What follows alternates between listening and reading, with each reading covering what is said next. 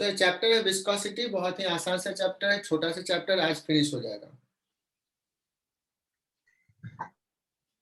Viscosity जो हम लोग पढ़ रहे हैं that is for fluid.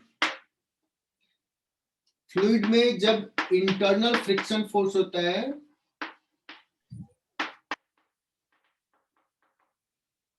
Internal means between layers of the fluid,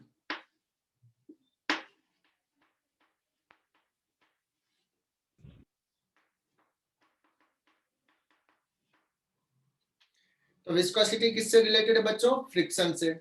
जब सॉलिड के केस में दो सरफेस कांटेक्ट में रहता है और रिलेटिव स्लिपिंग होता है या टेंडेंसी होगा तो फ्रिक्शन फोर्स लगता है।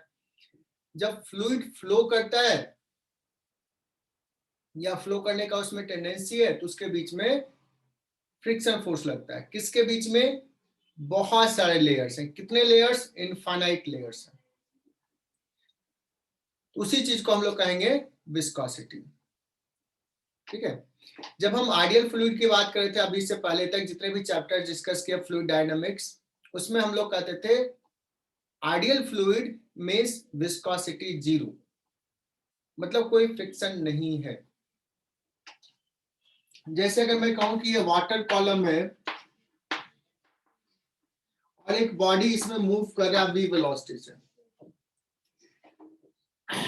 एक बॉडी मूव कर रहा है, तो हम लोग मानते थे कि ये वाटर नॉन विस्कस है, तो इस पे जो फोर्स लग रहा है वो mg का फोर्स लग रहा है और बॉयंसी फोर्स लग रहा है, बाकी कोई फ्रिक्शन का फोर्स नहीं लग रहा है।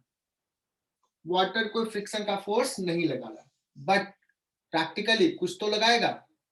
हालांकि वाटर कम लगाता है इसलिए उसको आइडियली हम लोग कहते हैं नॉन विस्कस है।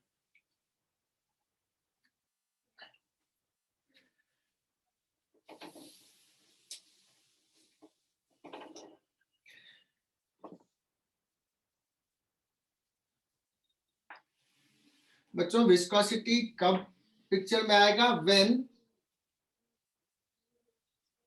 The liquid is flowing. तो सपोज ये वाटर फ्लो कर रहा है ना, ये सपोज मैं एक एग्जांपल ले रहा हूं कि ये रिवर है और रिवर में वाटर फ्लो कर रहा है ऐसे, this is the top layer which is flowing this with this speed। Practically देखोगे तो टॉप लेयर गई इस स्पीड से तो उसके नीचे वाला लेयर थोड़ा कम स्पीड से होगा, उसके नीचे वाला लेयर थोड़ा और कम स्पीड से होगा, ऐसा होता है। ये हम वेलोसिटी प्रोफाइल ड्रॉ कर रहे हैं।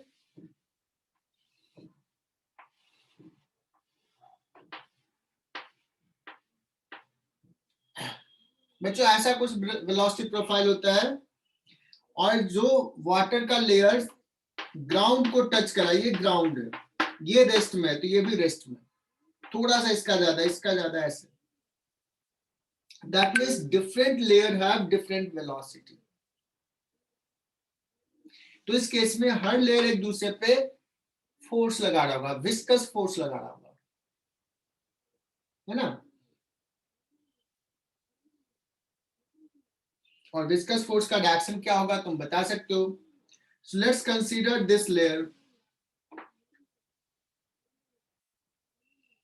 बच्चों इस लेयर पे इस लेयर का फोर्स कैसा होगा? इसके रेस्पेक्ट में ये आगे जा रहा है तो इस लेयर पे ये लगाएगा फ्रिक्शन फोर्स, इस डायरेक्शन में विस्कस फोर्स।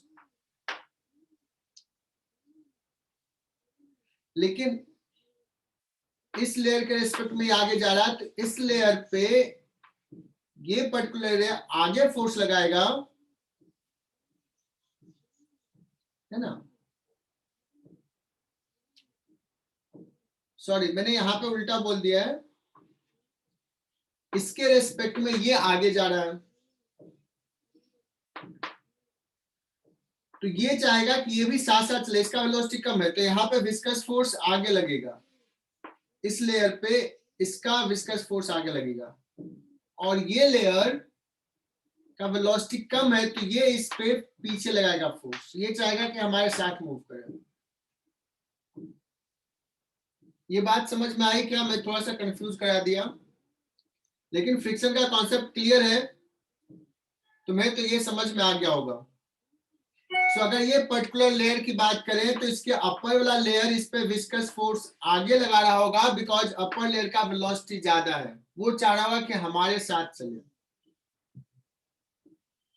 और इसी पर्टिकुलर लेयर पे ये वाला जो फोर्स है नीचे वाला वो पीछे लगा होगा बिकॉज नीचे वाला का वेलोसिटी कम है, या कहीं इस पे ये आगे लगा होगा।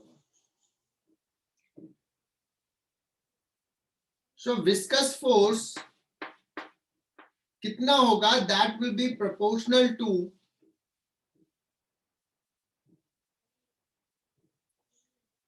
कि इस लेयर का एरिया कितना है। कॉमन सेंस है।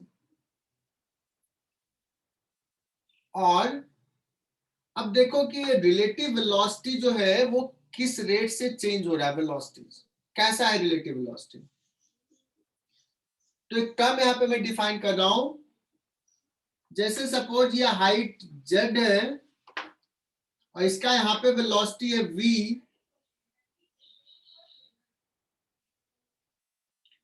और इससे अगर ऊपर गए तो इसका वेलोसिटी हो गया v प्लस सपोज dv।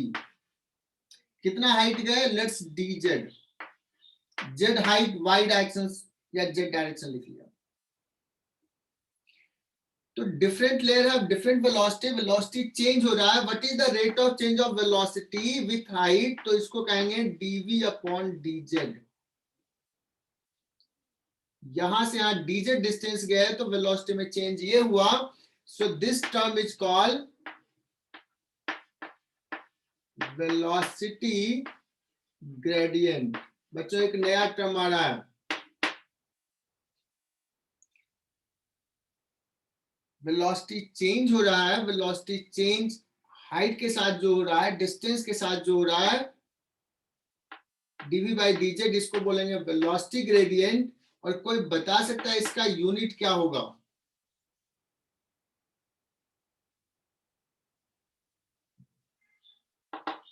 क्या होगा यूनिट अपूर्वा?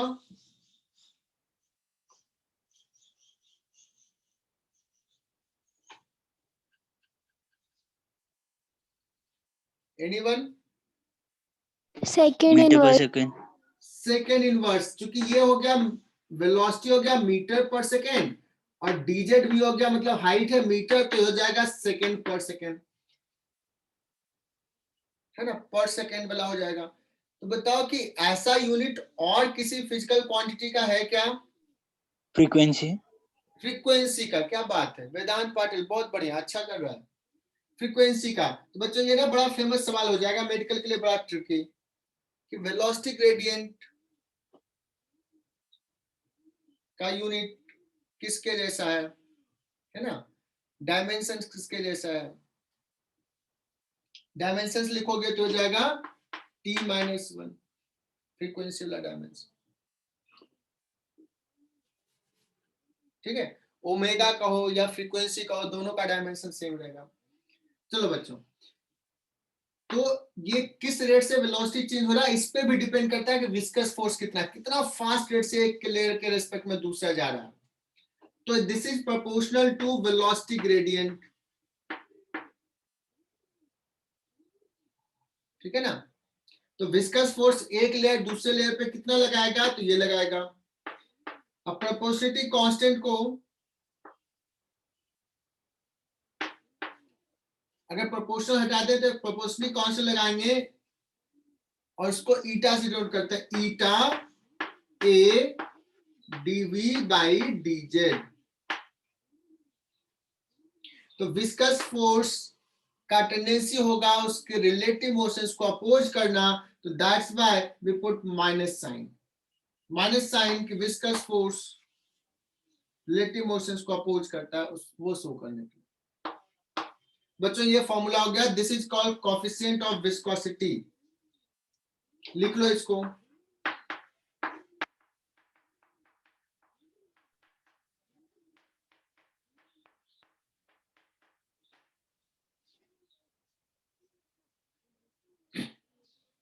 अगर मैं पूछूं यहाँ पे सपोज तुम्हें डायमेंशन लिखना है, मैंने डायमेंशंस पढ़ाया भी नहीं, MA batch MB batch, but तुम लोग ब्रिलियंट बच्चों खुद से पढ़ लोगे, कुछ बच्चों ने पढ़ लिया होगा।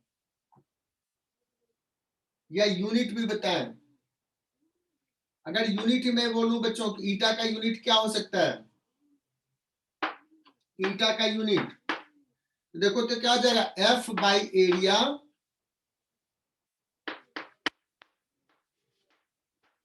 Into dv by DZ.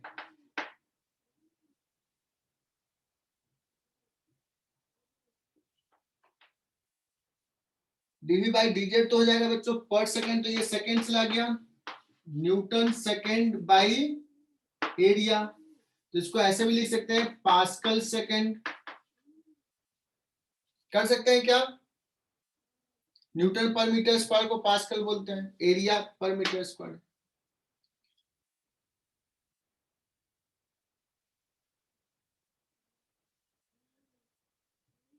है ना?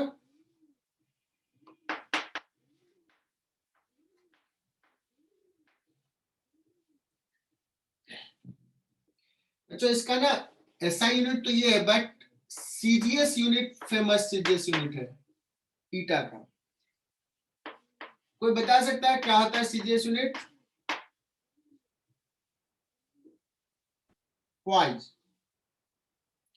तो ईटा का कोएफिशिएंट ऑफ विस्कोसिटी का सीजीएस यूनिट क्वाइज है, विच इज वेरी फेमस। और कुछ बच्चों में कंफ्यूजन होता है कि यही एसआई यूनिट है, तो this is not SI unit.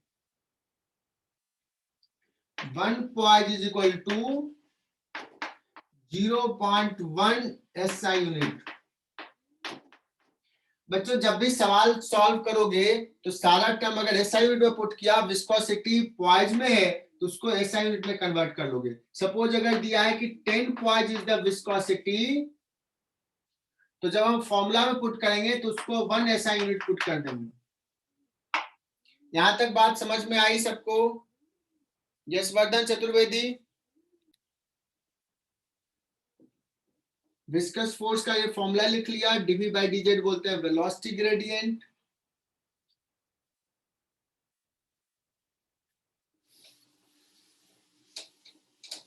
अब एक सवाल करते हैं बच्चों।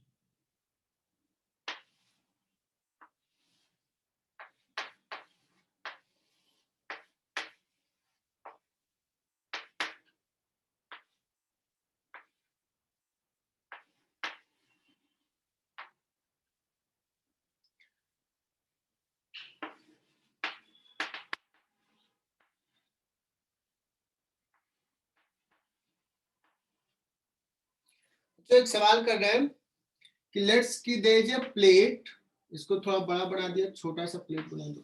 दिस इज ए प्लेट जिसका बेस एरिया है 200 सेंटीमीटर स्क्वायर, और यहाँ पे ऑयल स्प्रेड है, viscous oil.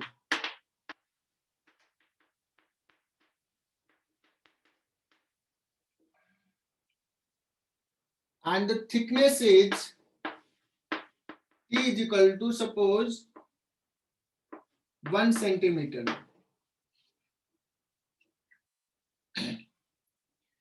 And it is found that कि अगर मास 100 ग्राम यहाँ पे दिया है और ये constant velocity v is equal to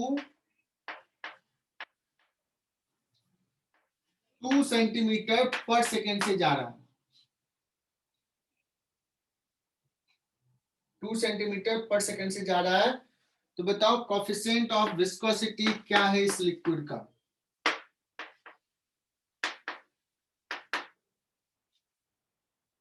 कहोगे सर ये कैसा सवाल पूछ दिया, इसमें तो कुछ क्या करना है पता ही नहीं चल रहा।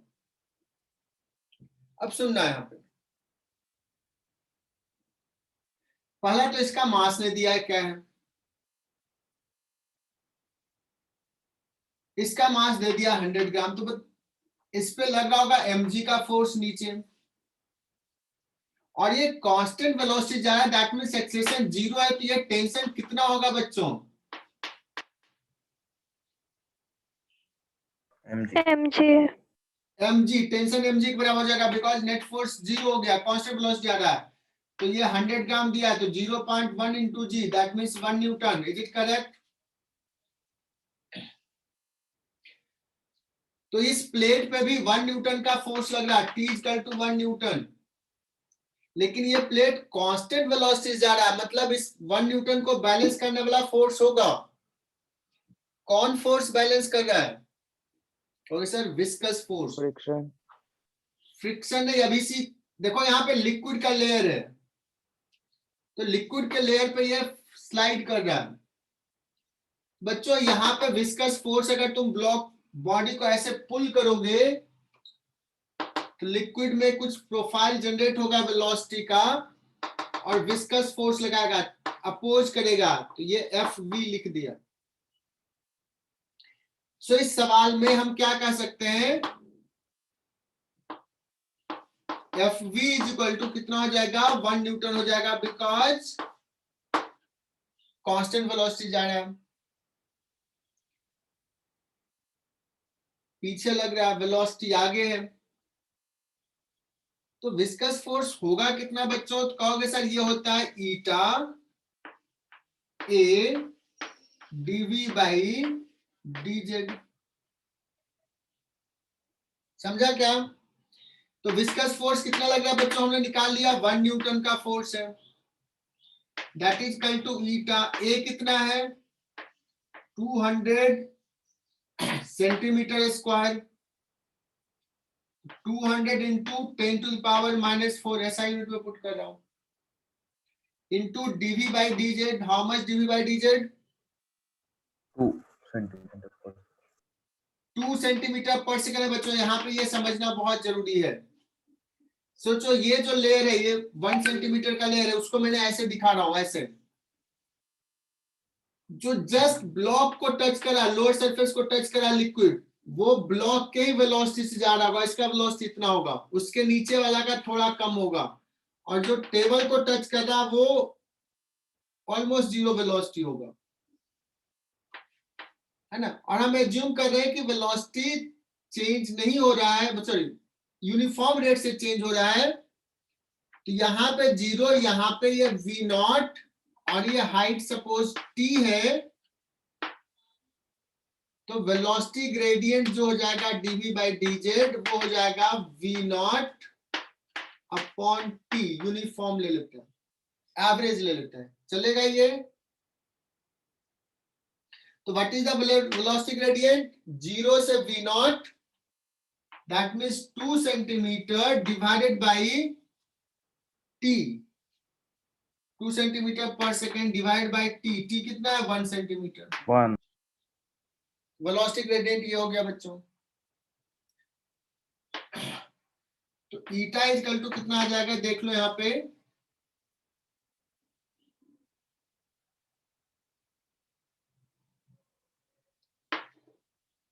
वन अपॉन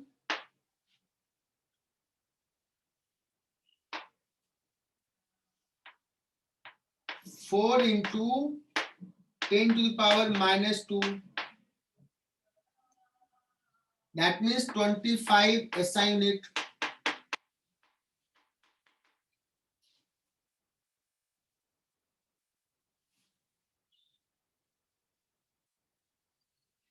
तो अगर पॉइज में लिखे तो कितना आ जाएगा, 250 पॉइज।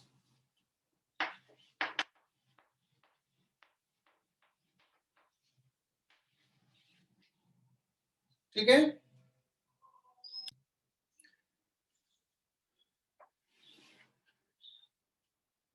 अभी हमने विस्कस फोर्स के बारे में जो फॉर्मूला बताया, इस पर सवाल करोगे, छोटे छोटे सवाल होते हैं, कोई बड़ा सवाल नहीं होता, मेडिकल में तो बहुत होगा नहीं बड़ा। अब हम लोग डिस्कस करेंगे कि कोई विस्कस लिक्विड है, उसमें से कोई सॉलिड बॉडी मूव कर रहा है, ठीक है।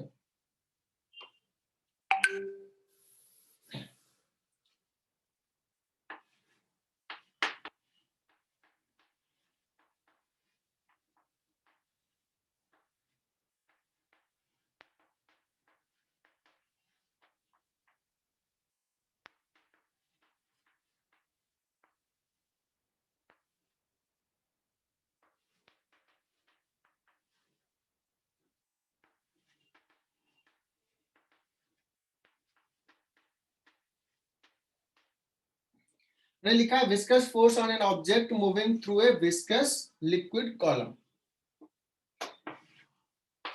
सपोज ये कोई लिक्विड का कॉलम है और एक ऑब्जेक्ट मूव कर रहा है, और अभी हम लोग स्पेशल केस ले रहे हैं स्फेरिकल ऑब्जेक्ट।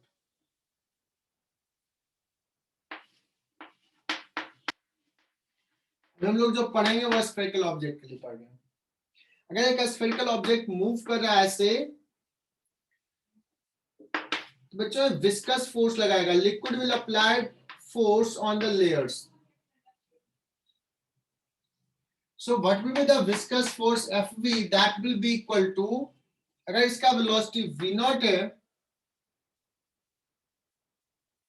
है ना, और इस लिक्विड का कोएफिशिएंट ऑफ विस्कोसिटी ईटा है, Fv is equal to 6 पाई, ये याद रख लेना, 6 पाई ईटा, और ये इसके रेडियस पे डिपेंड करेगा ईटा आर, और इसका वेलोसिटी v नॉट करेगा, v ले सकता हूं, ये हो जाएगा। And this is called Stokes law. इसको लिख लो।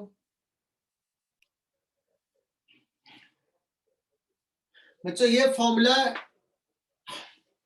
जो है डायमेंशन से डिराइव होता है, बट डायमेंशन से जब डिराइव को डायमेंशन एनालिसिस से, तो ये वाला टर्म जो आता है वो उससे नहीं आएगा।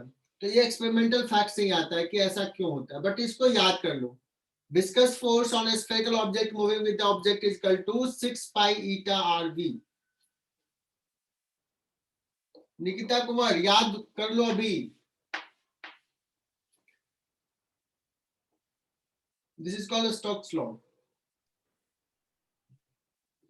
सो ये देखना वेलोसिटी जो विस्कस फोर्स है किस पे डिपेंड कर रहा है बच्चों, वेलोसिटी पे। विस्कस फोर्स ज्यादा वेलोसिटी होगा, विस्कस फोर्स ज्यादा होगा। तो लेट्स कंसीडर केस कि सपोज ये वाटर कॉलम है और उसमें से एक ऑब्जेक्ट को हमने ड्रॉप किया है। सपोज ये आयरन का ऑब्जेक्ट है, वाटर में या किसी विस्कस लिक्विड में ड्रॉप किया। बच्चों इस पे फोर्स कौन सा लग रहा है, mg। और अगर इसका वेलोसिटी नहीं है तो विस्कस फोर्स नहीं लगेगा, एक फोर्स लगेगा बॉयंसी का फोर्स। बट सोचो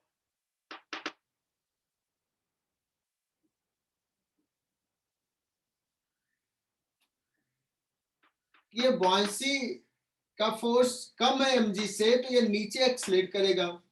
जैसे ही नीचे एक्सलेट करेगा इसका वेलोसिटी बढ़ेगा, there will be a viscous force. पहले विस्कस फोर्स कम होगा, सो नीचे एक्सेलेरेशन रहेगा। As the velocity will increase, the viscous force will increase, downward acceleration कम होगा। बट डाउनवर्ड एक्सेलेरेशन अगर है तो वेलोसिटी और बढ़ेगा, वेलोसिटी और बढ़ेगा तो विस्कस फोर्स बढ़ेगा, मतलब एक्सेलेरेशन और कम होगा। और एक समय ऐसा होगा कि जितना नीचे नेट फोर्स है उतना ही फोर्स ऊपर हो जाए, और जब उतना ही फोर्स हो गया तो एक्सेलेरेशन क्या हो जाएगा इस ब्लॉक का, 0। और एक्सेलेरेशन अगर 0 हो गया, वेलोसिटी कांस्टेंट, और उसी वेलोसिटी को हम लोग कहते हैं terminal velocity. So this block will acquire terminal velocity. उसका सबसे अच्छा सा एग्जांपल बताता हूं बच्चों कि रेन ड्रॉप्स जो स्टार्ट होता है फॉल करना, अर्थ के सरफेस से कितने हाइट ऊपर से फॉल करना शुरू करता है। लगभग बारिश जो होती है सब एक्टिविटी 10 किलोमीटर ऊपर अर्थ के सरफेस से, ना 10 से 15 किलोमीटर के रेंज होता है, 10 किलोमीटर से। तो अगर वाटर ड्रॉप्स फॉल कर रहा है 10 किलोमीटर से, तो इसको ग्राउंड पे किस वेलोसिटी से पहुंचना चाहिए था, √2gh। 10 किलोमीटर में g लगभग सेम, √2g कितना है 10 into h, 10 kilometre 10 to the power 4, 10 kilometre. So जाएगा बच्चों √20 इंटू 100, √20 हो जाएगा कुछ 4.5 के आसपास, है ना। तो 450 मीटर पर सेकेंड इस स्पीड से रेन ड्रॉप्स नीचे आता है ग्राउंड पे। और ये स्पीड पता है ना, ये रेंज कितना है, बुलेट के रेंज के बराबर है। बुलेट का स्पीड इसी रेंज में होता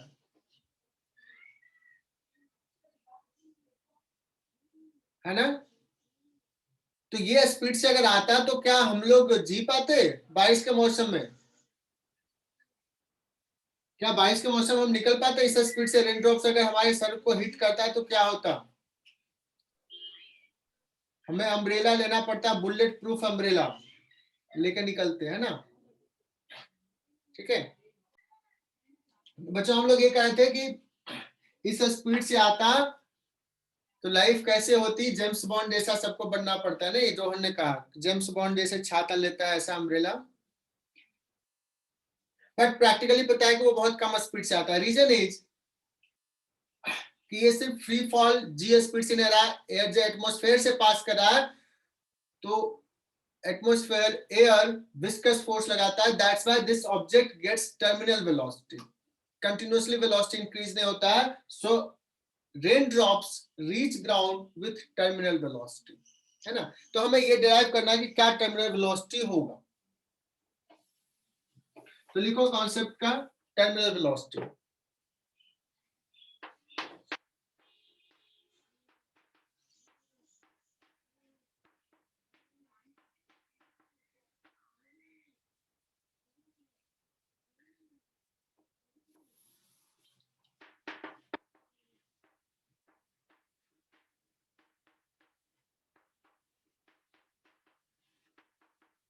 If a body is falling through a long column of viscous liquid,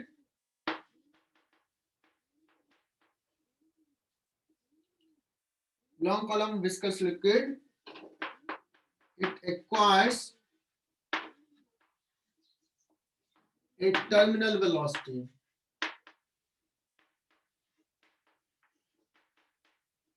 Terminal velocity, that means a constant velocity. कब ये एक्वायर करेगा constant velocity? When net force becomes 0। तो टर्मिनल वेलोसिटी का condition क्या हो गया बच्चों? Net force will be 0।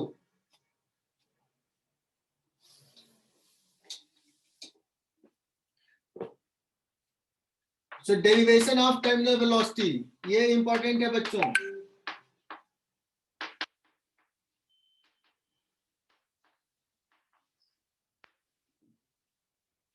So, एक स्फेरिकल बॉडी अगर फॉल कर रहा है किसी लिक्विड से तो व्हाट आर द फोर्सेज? एक फोर्स लग रहा है mg नीचे, सपोज mg ग्रेटर है, वाइसी फोर्स ऊपर, और चूंकि नीचे है वेलोसिटी तो विस्कस फोर्स भी ऊपर लगेगा Fv, and that will be 0 when it acquires terminal velocity. Rohan समझ में आ रहा है? सर ऊपर का नहीं दिख रहा है।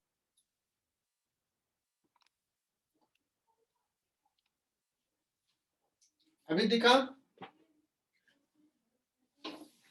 Yes sir. चलो लिख लो बच्चों। आज ये जो फॉर्मूला जितना सिखाऊंगा ये याद रख लेना, छोटा सा चैप्टर है, बहुत ज्यादा फॉर्मूला नहीं है, बहुत कॉन्सेप्ट भी नहीं है।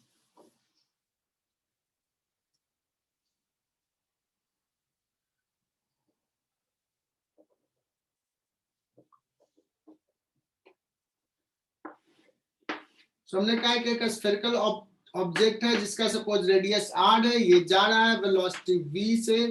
अगर ये टर्मिनल वेलोसिटी गेन कर लिया है, vt लिख देता हूं टर्मिनल को, तो इस पे लग रहा है फोर्स एफ वी, और कौन सा फोर्स लग रहा है, बॉयंसी फोर्स, है ना, और इसका weight mg। This is the diagram, ये डायग्राम ड्रॉ कर लो। लेट्स, ब्लॉक का डेंसिटी रो और लिक्विड का डेंसिटी सिग्मा। तो mg क्या लिखेंगे, 4π/3, सॉलिड ऑब्जेक्ट है, 4π/3 r³ volume rho, density of the material हो गया m into g, minus buoyancy force कितना हो जाएगा, same 4π/3 r³ sigma into g minus fv। कौन बोलेगा, पूजा बताएगी। fv क्या लिखो, विस्कस फोर्स, अभी भी लिखा था, इधर लिखा हुआ है 6, पूजा Gupta,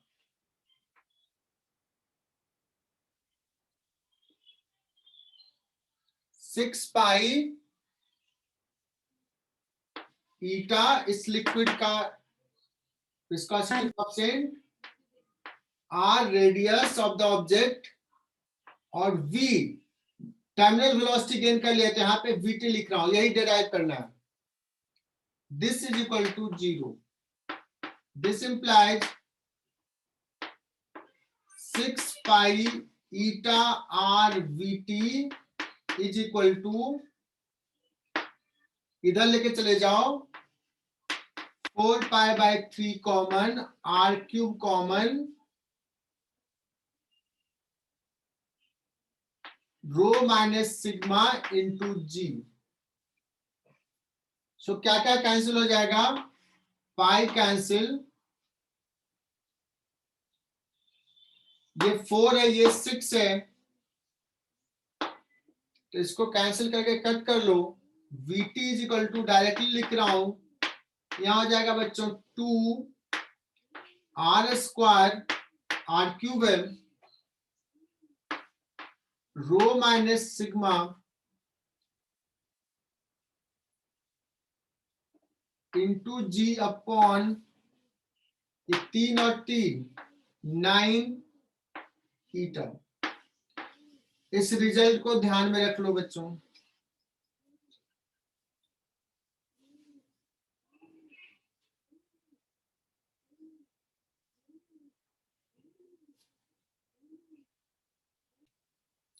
Terminal velocity is proportional to r square. Terminal velocity is inversely proportional to eta. Greater the viscosity, viscosity जितना ज्यादा होगा,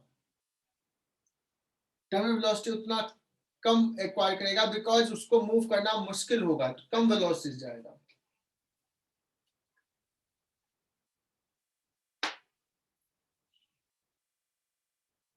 अगर सपोज हम लोग कहें कि वाटर ड्रॉप की बात करते हैं, जब वाटर ड्रॉप का टर्मिनल वेलोसिटी अगर हमें निकालना है, तो वाटर का डेंसिटी रो आ जाएगा, और सिग्मा किसका डेंसिटी है, फ्लूइड का, एयर का, नेग्लेक्ट करेंगे, है ना। In case of water drops,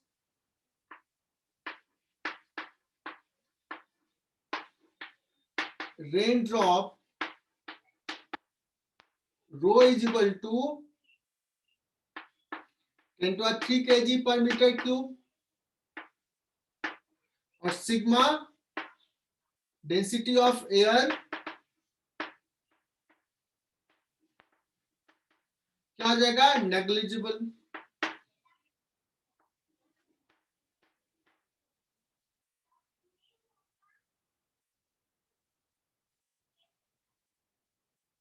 ठीक है ना। सो इस केस में vt सिंपली क्या हो जाएगा, terminal velocity in case of rain drop 2r² rho into g, rho w upon 9 eta. रफली हम इतना कर सकते हैं, और इसको रट्टा मारने की जरूरत नहीं, ऐसा नहीं कि सर ने लिखा है तो रट्टा मारते हैं। मैंने यहाँ पे सिग्मा सिर्फ 0 पुट कर दिया।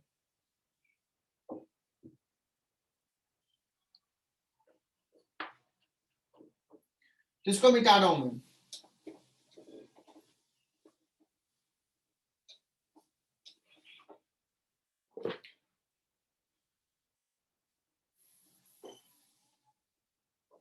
लिखो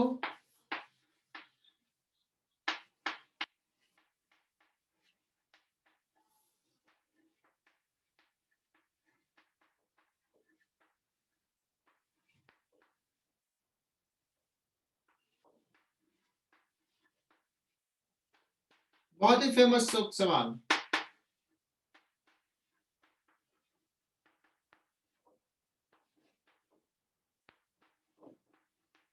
देखते हैं कौन कौन सा बच्चा इसको सॉल्व करता है। Raindrops of radius r acquires a terminal velocity v naught. Now 8 such drop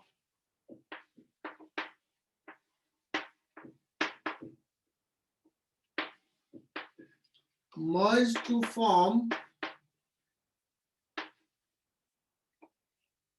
8 such drop merge to form a single drop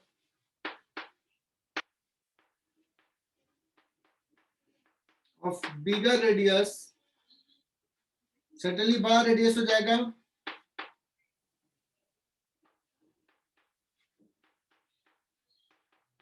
Find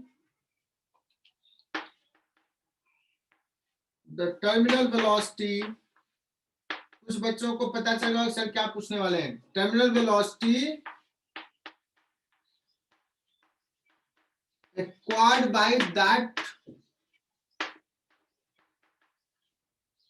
the big drop, जो 8 स्मॉल ड्रॉप से बना है। कौन बच्चा सबसे पहले आंसर करता है?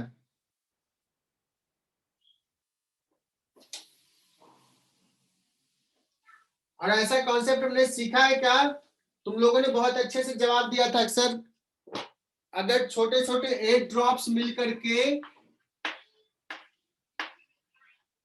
एक बिग ड्रॉप बनाएगा तो उसका रेडियस कितना होगा?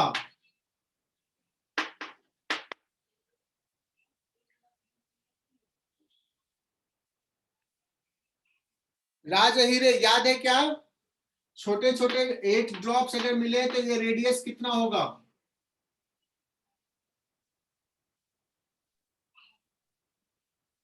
आयुष यादव ने आंसर बता दिया। और कोई? ऋतुजा?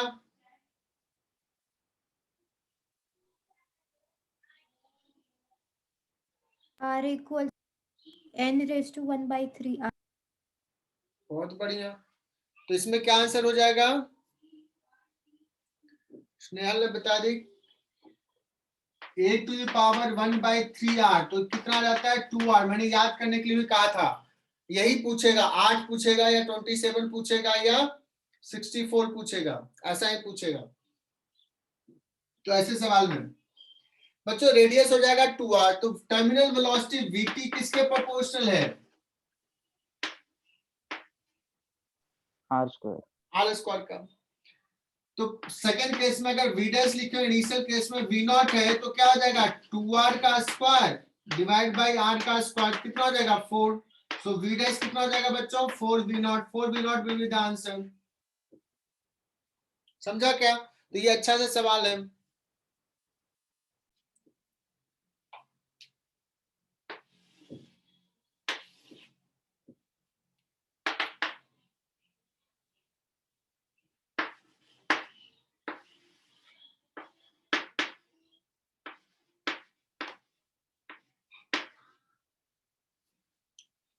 बच्चों एक सवाल तुम लोगों को शायद पूछा भी जा सकता है, नहीं पूछा जा सकता है, इंजीनियरिंग में पूछता है। अब देखो विस्कोसिटी का जो कॉन्सेप्ट है वो किसके लिए? फ्लूइड। फ्लूइड का मतलब लिक्विड भी और फ्लूइड का मतलब गैस भी। तो एयर में भी विस्कोसिटी है, वाटर में भी विस्कोसिटी कुछ है, अलग लिक्विड है तो अलग विस्कोसिटी होगा। अब सोचो हम लोग बात करते हैं एयर बबल।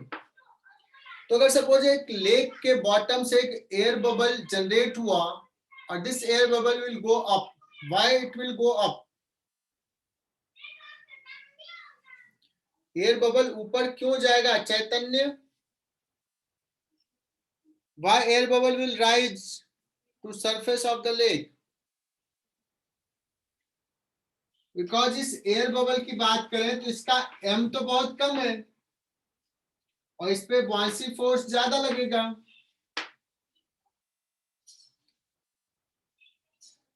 है ना? तो दिस विल राइज। अगर ये ऊपर जा रहा बच्चों तो विस्कस फोर्स किधर लगेगा? डाउनवर्ड। डाउनवर्ड लगेगा।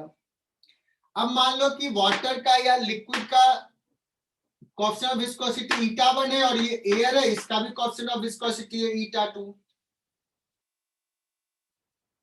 अब देखते हैं किस बच्चे का दिमाग चलता है। अब जब ऊपर जा रहा है और मान लो टर्मिनल वेलोसिटी गेन कर लिया,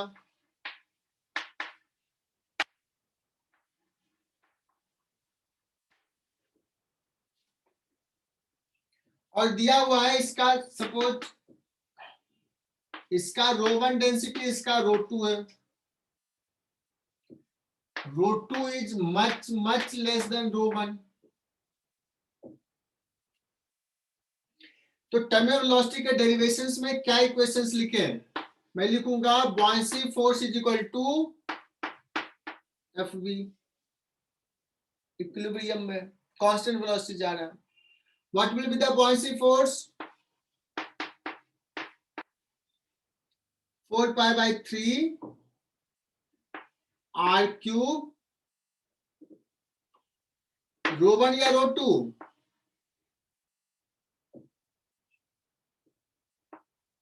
I think ρ1 into g। अब यहां पे सवाल है Fv में 6π।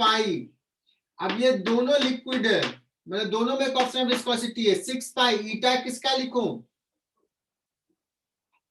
η1 की η2 की रूट η1 η2? कोई गेस कर सकता है ईटा किसका लिखें? वो आएगा η1। η1 η1 होगा, है ना? 6π η1 6π ईटा r इंटू vt। कहोगे सर η1 क्यों होगा, η2 क्यों नहीं होगा? इसका भी तो लेयर है, ये भी तो स्लिप कर रहा। बच्चों अगर ये ऊपर जा रहा है तो किस लिक्विड में डिस्टरबेंस प्रोड्यूस हो रहा है? डिस्टरबेंस इसमें प्रोड्यूस हो रहा है। ये तो एज इट इज जा रहा है, इसमें रिलेटिव स्लिपिंग नहीं है, क्योंकि ये अगर ये ऊपर जा रहा है तो इस लेयर का कुछ वेलोसिटी होगा, इधर भी कुछ होगा, बट इसमें ये एज ए होल ऐसे मूव कर रहा है। डिस्टरबेंस इस लिक्विड में है ना, इसलिए η1 आएगा इस लिक्विड का ईटा। तो यहां से vt डिराइव हो जाएगा। तो हमें सिर्फ इसमें यही बताना था η1 η2 में कौन सा लेना। mg को नेग्लेक्ट कर दिया।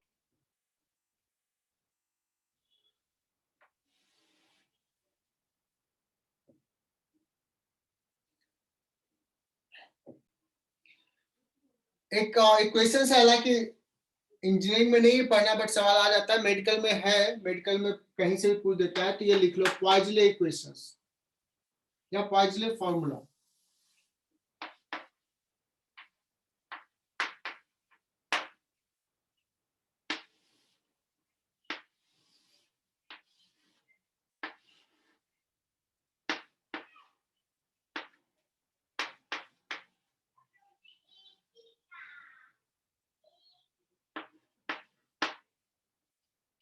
जो एक पाइप से ना एक लिक्विड फ्लो कर रहा, विस्कस लिक्विड।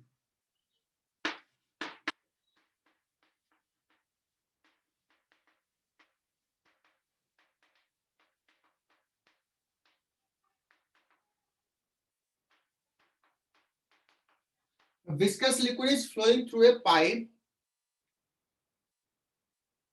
तो बच्चों अगर विस्कस लिक्विड फ्लो कर रहा है तो क्या होगा कि वॉल पे लिक्विड विस्कस फोर्स लगाएगा, तो वॉल भी विस्कस फोर्स लगाएगा, तो इससे फ्लो इजी नहीं होगा। अगर हमने कुछ वेलोसिटी देके छोड़ दिया तो वो धीरे धीरे रुक जाएगा, फ्रिक्शन के अगेंस्ट, विस्कस फोर्स के अगेंस्ट एनर्जी लॉस होगा। इसको अगर फ्लो करना है तो we need a pressure difference, we have to maintain a pressure difference to flow the liquid through the pipe, है ना। तो pressure difference suppose delta P is equal to P1 minus P2 लगाया और इससे velocity इधर है, flow कर रहा, इसका लेंथ सपोज L है बच्चों, और विस्कोसिटी कोएफिशिएंट ईटा है। तो ये कितना वॉल्यूम पर सेकेंड फ्लो कर रहा है वो डिपेंड कर रहा है कि ईटा क्या है, प्रेशर डिफरेंस क्या लगा है, एल पाइप का कितना है, इस सारी चीजों पे डिपेंड करेगा। अगर तुम कहोगे सर अगर हमने प्रेशर डिफरेंस को बढ़ा दिए तो वॉल्यूम फ्लो रेट बढ़ जाएगा, है ना। सो इसके बीच में रिलेशन है। व्हाट इज द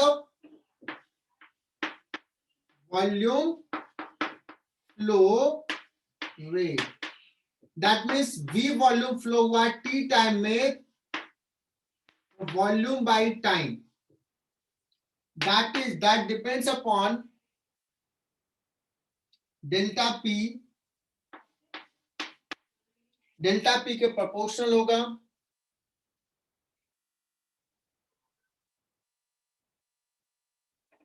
और क्रॉस सेक्शन जितना ज्यादा होगा उतना ज्यादा होगा वॉल्यूम फ्लो रेट।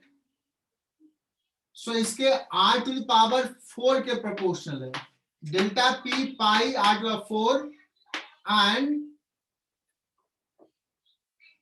अगर लिक्विड विस्कस लिक्विड है, विस्कोसिटी ज्यादा है तो वॉल्यूम फ्लो रेट कम होगा, तो विस्कोसिटी का टर्म नीचे आएगा बच्चों। ये लेंथ ज्यादा है तो वॉल्यूम फ्लो रेट कम होगा, तो ये लेंथ नीचे आएगा, और एक फैक्टर आता है 8 का। तो ये डेरिवेशंस नहीं करना है, डेरिवेशंस है इसका बट करने की जरूरत नहीं है। वॉल्यूम फ्लो रेट ये आ जाएगा, इसको लिख लो, delta p pi r to the power 4 8 eta l।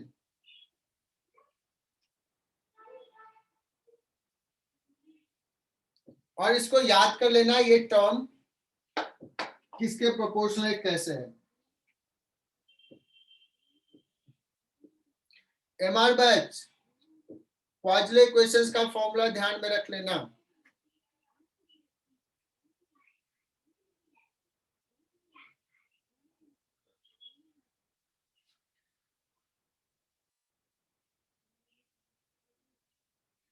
इसको ना ट्रीट कर सकते हो like can be treated as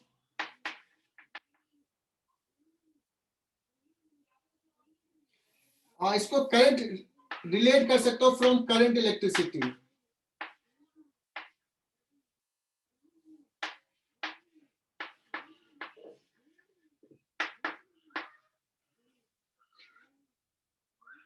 current electricity में देखो यहाँ पे वॉल्यूम फ्लो रेट हुआ, वहां पे होता था चार्ज फ्लो रेट, तो इसको किससे कर एनालॉग्स इसका क्या होगा, किसका एनालॉग्स ये है, तो ये होगा करंट का। तो अगर ये करंट का है बच्चों तो यहाँ पे बताओ पोटेंशियल डिफरेंस का एनालॉग क्या होगा,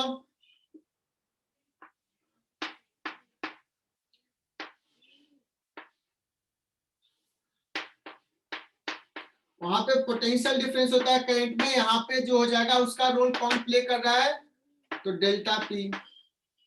अगर वहां पे कहते थे रेजिस्टेंस होता है तो रेजिस्टेंस का रोल कौन सा प्ले कर रहा है, current is equal to V by R, तो रेजिस्टेंस का रोल यहाँ पे प्ले कर रहा है 8 eta L upon pi R to the power 4। This is playing role of the resistance, greater the length greater will be the resistance। क्या ये बात समझ में आई? हालांकि तुमको इस लेवल तक ज्यादा जाएगा नहीं, अगर एक ट्यूब है एक और ट्यूब जोड़ दिया तो 2 रेजिस्टेंस हो जाएगा और दोनों हो जाएगा सीरीज में, तो वॉल्यूम फ्लो रेट कितना हो जाएगा, तो सीरीज में कैसे करते हैं, रेजिस्टेंस ऐड कर देते हैं।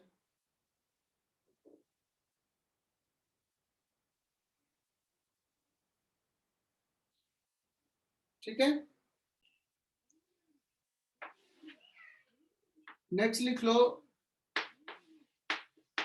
Reynolds number.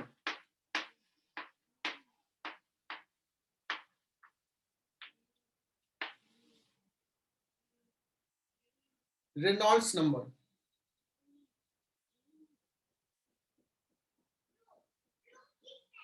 सर वो डबल डी है क्या? नहीं नहीं,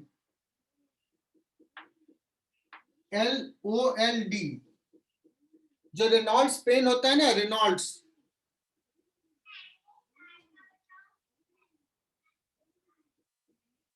पेन आता था ना, रिफिल आता है ना रेनॉल्ड्स का, वही वाला रेनॉल्ड्स। अब ये रेनॉल्ड्स नंबर है क्या? अगर लिक्विड फ्लो हो रहा है किसी पाइप से और इसका डायमीटर सपोज D है और इसमें लिक्विड फ्लो हो रहा है V वेलोसिटी से,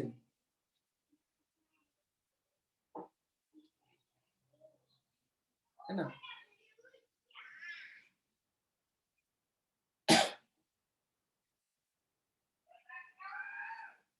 तो रेनॉल्ड्स नंबर हम लोग लिखते हैं या तो RE बोलते हैं या उसी को कहीं L लिखाते हैं। Reynolds number is defined as rho V D by eta. Rho is the density of the liquid, V is the velocity, D is the diameter of the flow, eta is the viscosity. अब इसको याद कर लेना है Reynolds number. तो ये बताता क्या है? लिक्विड फ्लो है, अलग अलग पाइप से अलग लिक्विड फ्लो हो रहा है, तो उसका एक रेनॉल्ड्स नंबर निकालता है। और ये एक्सपेरिमेंटल फैक्ट है कि अगर ये quantity if RE is less than 2000, तो जो फ्लो होता है वो स्टेडी फ्लो होता है। जो हमने बताया था, जब फ्लूइड फ्लो, इनको नहीं पढ़ाया है मुझे लगता है, MA बैच को भी नहीं पढ़ाया। बच्चों जब फ्लूइड डायनामिक्स पढ़ोगे तो दो चीजें होते हैं, स्टेडी फ्लो होता है, टर्बुलेंट फ्लो होता है। जैसे अगर टैप वाटर को ओपन करो, थोड़ा सा ओपन करोगे तो वाटर बहुत ही स्मूथली फ्लो कर रहा है, एक लैमिनार फ्लो होता है। और थोड़ा ज्यादा ओपन करो तो फिर कोई वाटर इधर जा रहा, मॉलिक्यूल्स कुछ इधर जा रहा, बहुत ही रैंडमनेस है, वी कैन नॉट प्रेडिक्ट। बारिश के मौसम में देखते हो कि जो नदी से जो पानी बहता है तो कोई प्रेडिक्ट नहीं करेगा कौन सा वाटर मॉलिक्यूल्स कैसे जा रहा, बहुत ही रैंडमनेस है, तो उसको बोलते हैं टर्बुलेंट फ्लो। तो अगर लेस देन 2000 है तो ये हो जाएगा बच्चों steady flow. If RE is greater than 3000 रफली, है ना, तो ये जो हो जाता है वो हो जाता है टर्बुलेंट फ्लो। तो कहोगे सर आप अगर RE 2000 से 3000 के बीच में है तो क्या होगा? तो इस केस में बोलते हैं this is not stable.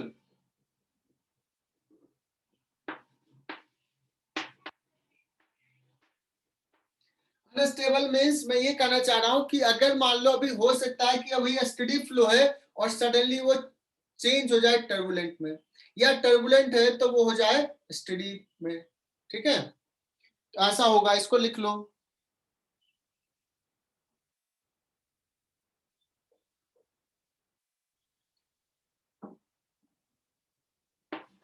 So unstable का मतलब it may change from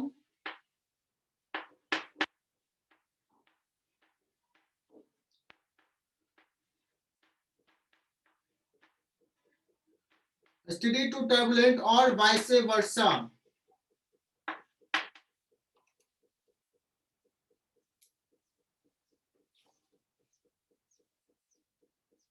लिख लिया यहां तक रेनॉल्ड्स नंबर? बच्चों इसमें कुछ ज्यादा सीखने की जरूरत नहीं, सिर्फ ये वैल्यू याद रखना, रो वी डी बाई ईटा याद कर लो।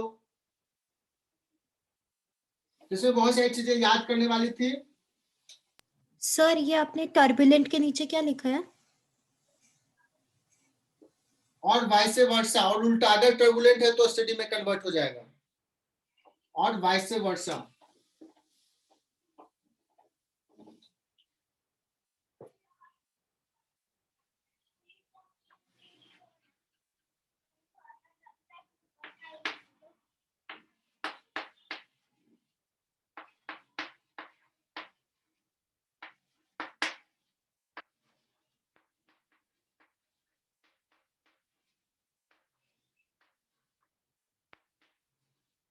और नेक्स्ट लाइन, इंपॉर्टेंट लाइन, सबसे important, dependence of eta on temperature. बच्चों विस्कोसिटी का अभी तक हमने थोड़ा सा एग्जांपल बताया कि फ्लो अगर है तो उसको फ्लो को रेसिस्ट करता है, अपोज करता है रिलेटिव मोशंस को। तुमने कभी देखा होगा थिक ऑयल होगा तो उसका कहेंगे विस्कोसिटी ज्यादा है, वो इजीली फ्लो नहीं हो रहा है। वाटर में इजीली फ्लो करेगा, वाटर का विस्कोसिटी कम है। और तुम कभी देखे होगे रोड जहां बनते रहता है बच्चों, तो वो उसको क्या बोलते हैं, कोल टार जो पड़ा रहता है ऐसे, तो बहुत धीरे धीरे फ्लो करता है, ऐसे थिक, बहुत ही थिक होता है, तो उसका विस्कोसिटी कहेंगे बहुत ज्यादा है ना। अगर गिरा रहता है तो बहुत स्लो रेट से वो फ्लो करेगा। लेकिन अगर जब रोड बनते रहता है उस समय बच्चों, तो कभी देखे होंगे कि उसको क्या करते रहते हैं, कहीं देखो कि आग जला करके कुछ करते हैं, किसी ने देखा है रोड जहां बनता है यस सर। क्या करते हैं, Yes, sir. आग जला करके उसको हिट करते हैं, और हिट करने के बाद फिर स्प्रेड करते हैं। तो what is the reason for hitting? अगर हम हिट करते हैं तो उसका विस्कोसिटी क्या होता है, कम हो जाता है, वो इजीली फ्लो करता है, इसलिए उसको हम रोड पे स्प्रेड इजीली कर देते हैं, इसलिए टेम्परेचर उसका बढ़ाता है। दैट मीन्स अगर हम ईटा की बात करें तो for liquid eta decreases with increase in temperature.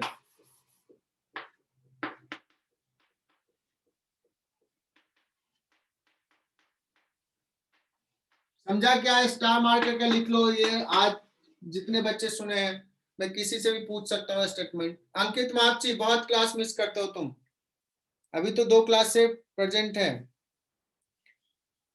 Dhananjay, याद रह जाएगा ये,